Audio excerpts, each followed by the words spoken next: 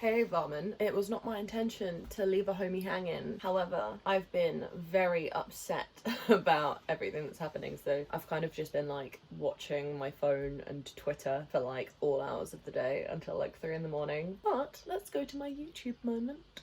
I have many YouTuber moments, some of which are good, some of which some people should be in prison for, but we're not going to talk about that. One of them is, I used to be a really big fan of Tom Scarright. Everybody in school was like obsessed with the Asdaf movie when we were like 14 or 15. So I went to Comic Con and I went to Tom's merch stand and I bought an I Like Trains t-shirt and he signed it, and it was like one of my most treasured possessions ever. Fast forward a few years and I go to Summer in the City, and of course I still have no sense of boundaries or what a respectable interaction with a human being is like, because hello internet. So I like yell at him like something really weird and like attention grabby and like not great across the expo hall. I can't even remember what it was, and it gets his attention and he turns around and he's like, what the who's saying that? And I was just like, because it was at that point that I realized it was probably not a healthy way to interact with people. Fast forward a few more years where Tom and I are now acquaintances and we are at the same party, which is a space themed party. And not only is the comment made,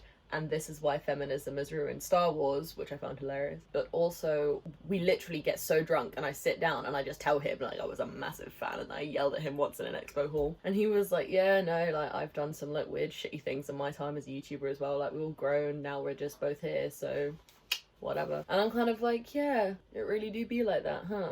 That's probably the most PG-13 YouTuber story that I feel comfortable putting on the internet. I feel like right now everything is just so like kind of fucked up and volatile. I don't know, it kind of feels like it's a tipping point. Like last summer felt like it was a tipping point environmentally and then it just wasn't. And I'm really wondering if this might be the actual start of something like a revolution in the middle of a pandemic, which makes no sense. But it's just the fact that for the last 4 years we've basically had this rise of far-right nationalism, and in the UK there's just been so many mounting tensions about prolonged austerity, about the way the NHS is being defunded, and I feel like now people are really sort of like having had enough of it. And I mean, you have to like keep optimistic in order for things to change, but I'm wondering, like, do you feel like we're as close to a cultural tipping point? Because it seems like every summer for the last couple years there's just been this growing sense of urgency and anger. Maybe it's just like protest season, but it does actually feel legit, and I really hope that something does happen. I just really want them to call a snap election again so we can get them the fuck out, you know? Because that's basically how people do get out. Like, you have to like show up at the voting booth as well as in person. When you demand change, you have to actually be willing to implement it, and I'm wondering if that's actually going to happen, because so many people just don't vote because they just don't feel listened to, and I'm like, you have to do it. I don't know.